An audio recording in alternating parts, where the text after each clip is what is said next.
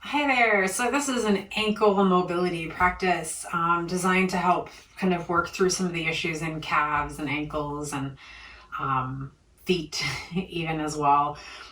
We'll continue to come back to a malasana or a low squat position throughout this practice as kind of a gauge of what's happening here, because in order to get yourself from this kind of a squat to this kind of a squat, you need to have some ankle range of motion here. And there needs to be ankle range of motion that allows your legs to go outward as well. So there needs to be a fair amount of balance from the inner to the outer side of your ankle, as well as the ability of your foot and your shin to come closer together. So there's a lot that happens to create that kind of range of motion that really allows you to get deeper into that squat. So a lot of people like to blame their hips, and your hips might have something to do with it. But where a lot of people get jammed up in coming lower in squats is actually in their ankles. So we're going to do some work around this area to kind of help with that. So you'll want to have a blanket. If you don't have a blanket, you can use your yoga mat. So a blanket, I have one myofascial ball or a tennis ball or a lacrosse ball. And then I'm using a resistance band tied into a loop, but you could also just use a belt or a strap. We're just looking for a little bit of feedback to press into. And then 2 blocks will be handy as well. All right, so we're gonna jump right in with a calf smash. So we're gonna use your blanket. Again, if you don't have a blanket, you could just use your yoga mat. And then what we're gonna do, so I'm gonna kind of unwind this to this shape. And then I'm going to roll this guy up. Actually, I'm going to go long ways so that I can make a thicker roll. So everybody, and roll it kind of tight so that it doesn't compress a lot whenever you put weight on it. So take the time to just kind of roll this sucker up nice and tight. And then once you get pretty firm roll there, what we're going to do is actually come to kneel and place it across your calves as close to your hamstrings as you're able to get it. But to set that up, bring your knees a little closer together and your feet a little further apart. Then you're going to take this roll and kind of tuck it in as close as you can to the backs of your knees. And whenever you sit down on it, you're going to realize it feels like your calves are being smashed, because that's exactly what's happening. And so as time goes on, you might notice it's tender, but see if you can maybe get it even a little bit closer now that the tissue's softened a little bit. Oh yes. And this is one it helps not to think too much about. So with this, we're putting some pressure into all of the muscles of the hamstrings across the back, and then also as well the whole back of your calf. So this is a really nice rejuvenator for a lot of connections around your knee, as well as your ankle, as well as your hip too. So these are some areas that might get a little bit dehydrated or hypoxic, which just means there's a lack of circulation or oxygen in these tissues from long periods of sitting. So this is a really good rejuvenator for all of that as well. And you might notice here it's even a stretch for the top of your ankle. If this is uncomfortable for you, you could stick something under the top of your ankle. So maybe like ball up a sock or something, just to lift that your ankle joint up a little bit off the floor, and that'll take some of the stretch out of your ankle. But know that that's actually part of it, but we don't want you to be in pain or uncomfortable. And you could also lean forward a little bit if this is too much. But generally, we're looking to get your shoulders up over your hips and to really be applying this broad swath of pressure across the back of the legs. And I'm really just talking right now to keep your mind off of what's happening, because this is when you sit in silence and you're just alone with your thoughts, it can be a little bit intense. But we're getting a lot done really quickly and efficiently here. All right, stretching the top of the ankle, getting some pressure into those connections around the knee, and really getting into those tissues around the calves. All right, so let's just take one more full breath in here. And then as you exhale, come forward, pull the blanket out from underneath you, tuck your toes under, and just wag your heels from side to side. Good. And then with your toes tucked under, start to push your hips back And you might just stop here. This might be enough of a stretch. See if you can keep the ball of your foot on the floor evenly. So you're not rolling your ankles to one side or they're not caving in towards the center. Press back through your heels. And then start to walk your hands back a little bit more there. Again, see if you can kind of be balanced from inner to outer edges of the balls of your feet. And then maybe you can come up a little bit higher. Right, maybe sitting up higher there. And maybe just kind of putting some of that pressure on, mobilizing the big toe. But again, see if you can spread the ball of your foot out over the floor. Cool. And then come forward. You can move the blanket off to the side. You can keep it in a roll. We're actually going to use it in a roll the next time we use it. So come to sit, grab your myofascial ball. And now we got the back of the calf. So now we're just going to get this kind of outer upper quadrant of your calf. So we're looking kind of below. So there's the kneecap, and then there's like the eyes of the knee, these little bony areas here before the calf muscles start. But we're really going to be to the right of your right calf, or right of your right shin bone in the upper part of your leg. So if you sort of sit in easy seat and then you just take your left leg out to wherever it needs to be, you're going to tuck the ball under your right calf, just below your knee and just to the right of your shin. And then from there you can lean into it. Maybe, and it just see what you find there. Some people closer to the shin, some people closer to the knee, some people just kind of all over the place. So find something that feels tender there, and then you can lean into it, or you don't have to, or you can just lean forward and lean into it a little bit there. And then if you can, see if you can point and flex or circle your ankle, your right ankle. If that's too intense, you can skip that and just stay still. Just moving the ankle around while kind of putting some pressure. And we're not really looking to stretch anything here. We're just moving things around, point and flex, circle, circle, figure eights, whatever you like. And then be still, lean into it, take a breath in. And as you exhale, see if you can soften everything. And do that again, big breath in. And exhale, let it soften.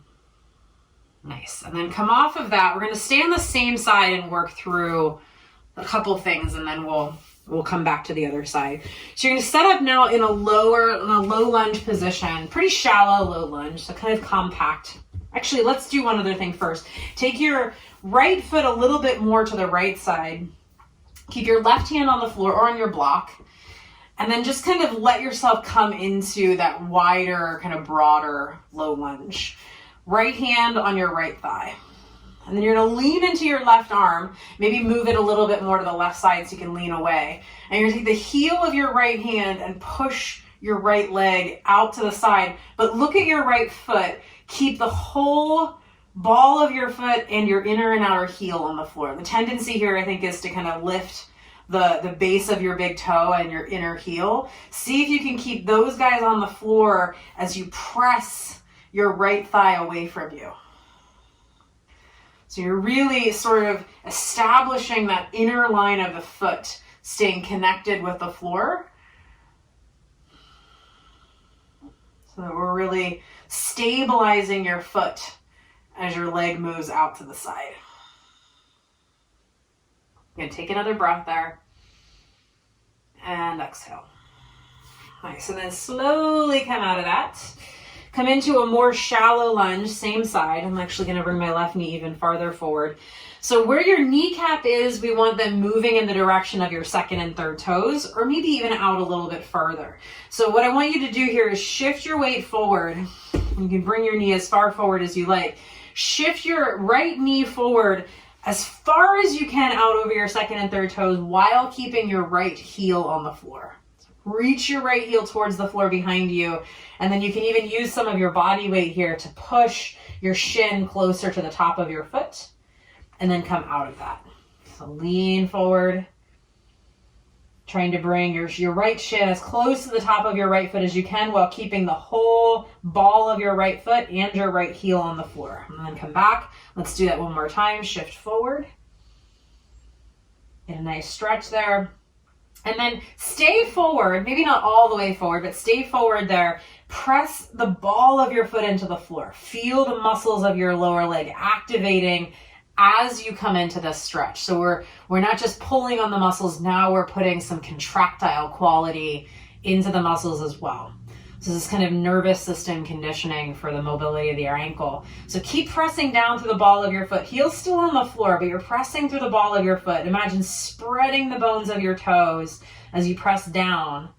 And then come out of this far enough that you can get the ball of your foot, just far enough that you can get the ball of your foot off the floor.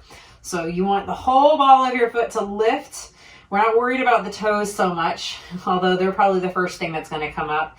See if you can lift the ball of your foot away from the floor. So now you're using your muscles to bring the top of your foot closer to your calf. And see if you can just kind of keep leaning into it just enough so that you're barely off the floor there. And it really requires a lot of muscular activation on the front of your leg to get your foot lifted up off the floor. Hover it, hover it, hover it, and you might be shaking a little bit. Good, and then set it down and come back into the passive stretch. Heel to the floor, ball on the floor, lean forward, right knee over second and third toe. Push your shin closer to your foot. Good, and then come out of it again. We're going to do that activation again. So come out of it again, and then instead of bringing your shin closer to your foot, use the muscles of your shin to lift the ball of your foot away from the floor toward your shin.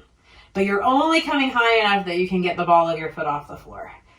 Pull it, pull it, pull it. Keep those muscles activating. This might be really difficult at first until you can really connect neurologically to these muscles, but lift, lift, lift it, lift it, lift it, lift it, lift it. Good, and then set it down and come forward again and see if you can come into that passive stretch maybe a little bit deeper. Once we activate these muscles, sometimes it's a little easier to go there. Good, and then come out of it and come into a malasana position or a squat.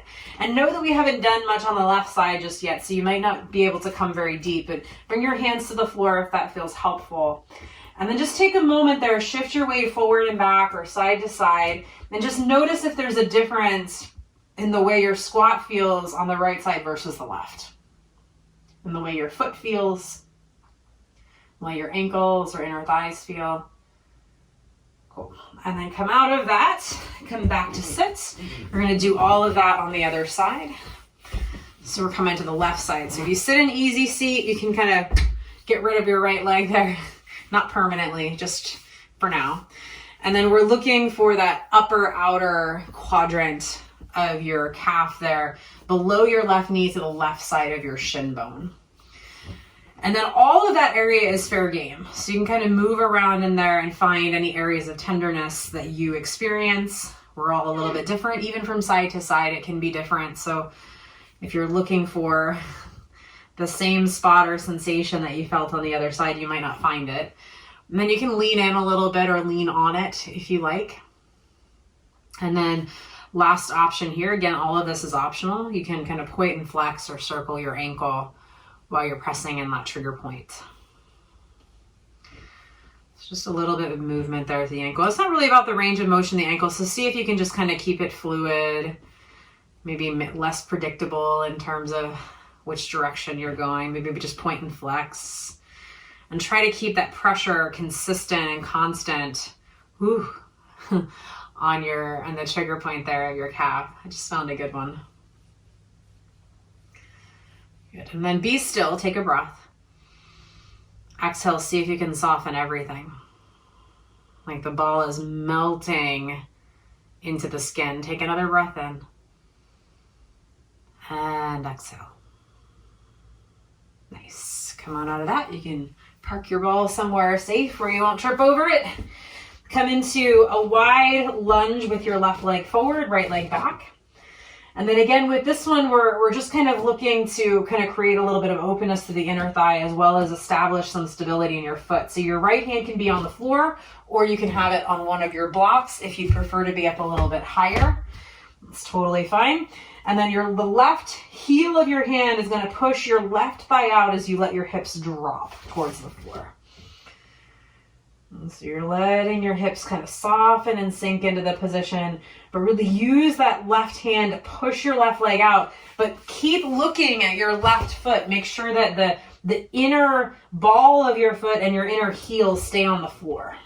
So you're really establishing this ability of your ankle to rotate to keep your foot stable while your knee goes out, which is a really important combination for squatting. You need to be able to rotate your knees out so that you can go lower. But in order to do that, you also have to be able to stay firmly on all four wheels of your feet. So you need the base of your big toe and your inner heel to be able to stay down. And that is a foot stability thing, but also an ankle range of motion thing. And so keep pressing out there as you lean back into your right arm. Let your hips drop. See if you can soften them a little bit more as you press out, but maintain that solid contact of your left foot with the floor. Take a breath in. Nice. And then exhale, slowly come out of that. You're going to shallow up your lunge. So we're going to be working with that range of motion here on the left foot. So left kneecap moving in the direction of your second and third toes, or maybe even your third and fourth toe there. And you can use your body weight to push your shin closer to your foot, but keep your heel on the floor. And wherever your right leg is up to you. So you can be in any orientation there. I'm only really worried about what's happening on the left side. So left knee is out over your second, third, or fourth toe. Heel is pushing towards the floor to get a nice stretch there, and then move out of it. And then do that again, shift forward. Keep reaching your left heel towards the floor as you push your shin towards the top of your foot, and then back out of it. And then one more time, shift forward, push your shin bone toward the top of your foot, reach your heel towards the floor. Good, and then come back up. Come into it one more time, but not all the way into it, maybe like 90%. And then keep your heel on the floor, but press the ball of your foot into the floor as well. Feel that things activate. Since squatting is an active movement, we really want to make sure that we're using active range of motion, not just passive range of motion. Right? So really the importance here of turning these muscles on and teaching them to support the movement through a full range of motion is really critical. Right? So from there then, we're going to back up a little bit, just far enough. So you're going to try to maintain as much of this angle between your shin and the top of your foot as you can, but come out of it enough that you can lift the ball of your left foot off the floor, but just barely. So you're using the muscles of your shin now to pull the top of your foot closer to your shin, rather than taking your shin closer to the top of your foot. So feel that activation. Keep lifting, lifting, lifting, lifting, lifting, lifting, maybe shaking, maybe wishing you were doing something else. Good, and then release it and come into the passive stretch. Push your shin towards the top of your foot. Keep your heel on the floor. Good, now one more time here with this activation. So you're going to come out of it a little bit, lift the ball of your foot just barely up off the floor. So you're using the muscles to pull the top of your foot closer to your shin there. Pull it, lift it, feel that activation. Feel all of that blood being drawn into these muscles that help you get into these ranges of motion. Keep it lifted, keep it lifted, keep it lifted. Good, and then set it down and lean forward into the stretch. Heel stays on the floor. Nice, and then come back into your squat. So step your legs forward as wide as you need to. Your knees go out. Feet stay flat on the floor. You can keep your hands on the floor. You can keep your hips as high as they need to be. Maybe shimmy from side to side. And then just take a moment there to notice as you come into your squat. Block under your tush is fine too. And just notice how things feel. How things might be changing. Good. And then hands down, lift your hips. Fold over your legs there. Feet about hips width distance apart. You can bend your knees if you like. Good. And then press down into your feet, power up your legs, and come all the way up to stand. Grab your block. So you're going to take the block on like its second, there's the skinniest level and the longest level. We're going to be kind of on that mid-level. And put it in between your calves. And this should help space out your calves to be about hips, or your ankles to be about hips width distance apart. But you want to give enough pressure there, or keep your feet close enough together that you've got some pressure to hold the block. And now this is an exploration. So for a lot of people, what happens is we notice that as they come up onto the balls of their feet, they actually kind of roll their ankles out or in. Like a lot of weird stuff happens down there. So this one is really about keeping the ball of your foot evenly spread over the floor. So do this very slowly. First, start by just pressing the balls of your feet into the floor. And then a little bit of a micro bend in your knees. Shift the weight of your torso slightly forward. And then lift your heels up. Keep squeezing into that block. See if you can keep your weight evenly distributed over the balls of your feet. So you're not sort of rocking onto the pinky toe edge. You're not rocking all the weight onto the big toe edge, but that you're really spreading that weight across the ball of your foot and then set it down. Again, we're working on that motor control of the muscles of your ankles and feet. Again, lift up. See if you can keep spreading the weight evenly over the balls of your feet and then lower back down. We're looking for this to be fluid and with control, and really working to keep the weight evenly distributed across the balls of both feet as you lift up. And you don't need to come all the way up. We just need to get enough of the weight into the balls of your feet that you see how they react. When I broke my foot a year and a half ago, one of the things I realized in my rehab, you can keep doing this, was that on the right foot, the foot that broke, I tend to roll out onto the pinky toe edge of my foot and lift my ankles up really high when I try to balance. So I was shifting all of the weight of my body over into the smaller bones of my 4 feet, of my 4 toes. And one of those was the one that broke. So if I'm doing it when I balance in this position, I'm probably doing it when I walk, and I'm probably doing it when I run. So this is going to help to restore that kind of ability to refine where the force is being applied in your feet. And you might notice that this is also taxing other muscles of your body because everything is working together to keep you balanced. So we'll just do 2 more. So again, spreading the weight of your body over the balls of your feet and then coming down. And then one more time, feel that even distribution of weight across all 4 toes and your big toe. Bring it down. Good. Release that, put the block off to the side, grab your band or your strap. So you want you want your feet to be essentially in the same position they just were with the block spacer. So about hips width distance apart, and I want there to be a little bit of tension on the band or on the strap. So what you'll feel here is that if I don't push out into the strap or the band, my ankles sort of collapse inward and the arches of my feet disappear. So we're going to work to establish some control in the ankle and support in the arches of your feet. So with your feet kind of lined up on the floor here, pinky toe edges are about parallel to the outer edges of your mat or parallel to each other. So it'll feel like your big toes are slightly in a little bit. And really kind of use that feeling of having all of the weight distributed across both balls of your feet. So you're not going to lift the inner side of the ball of your foot. The big toe side of your foot is not going to lift, okay? What we're going to have is going to be a much smaller movement than that. What I want you to do here is press your ankles out into the band. You're going to feel all of the lateral stabilizers of your body come alive, right? But keep the ball of your foot on the floor. So the base of your big toe is on the floor. Your inner heel is on the floor. All that's lifting is the arch of your foot. And then relax that, let it come back, let the band pull you in, and then push out again. So really the only thing that's lifting here is my inner ankle bone is kind of lifting and lowering there. And you'll feel that as you kind of spread that out over your foot, it actually requires a lot of those little intrinsic muscles of your foot as well as muscles around your ankles to create that stability and allow the arch of your foot to lift, which we need the arch of our foot to lift in squats and running and walking and posture. All of that's necessary. So you're just going to do these little pulses here where you're thinking about the band pulling you in slightly and then pressing out into the band, but keeping, just like we did in the lunge where you're pushing your leg out, you're keeping the ball of your foot and your heel on the floor and just letting the arch lift. So you might not even be able to see that my feet are moving, but I can definitely feel it. So it's a subtle movement. Manage your expectations about how far you're going to be able to go.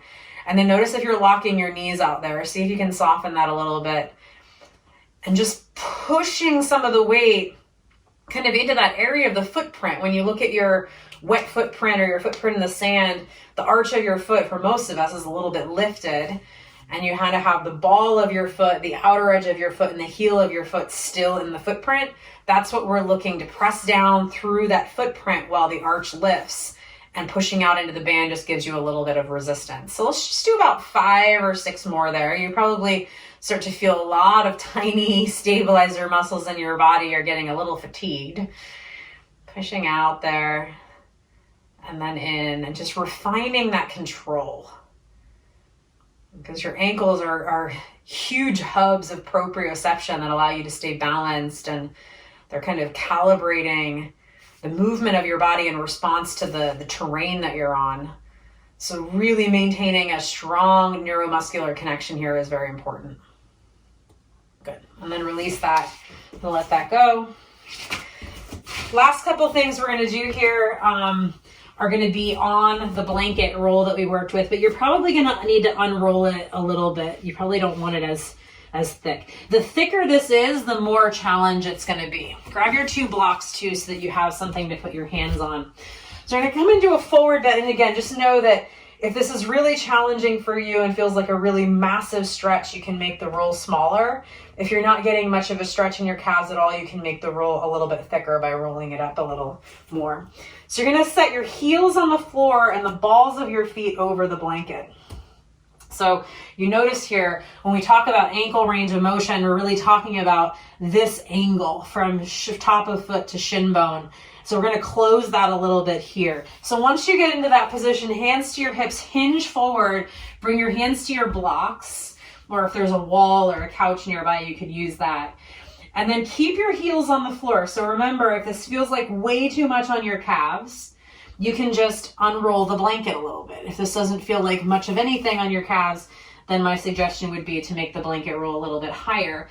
But with this one, the hamstrings might react first. So bend your knees a little bit and kind of push your hips back so that you're actually feeling the majority of this in your calves rather than straightening out your legs. Your hamstrings might keep you from being able to get deeper into your calves. So a little bend there. It's nice to have the blocks.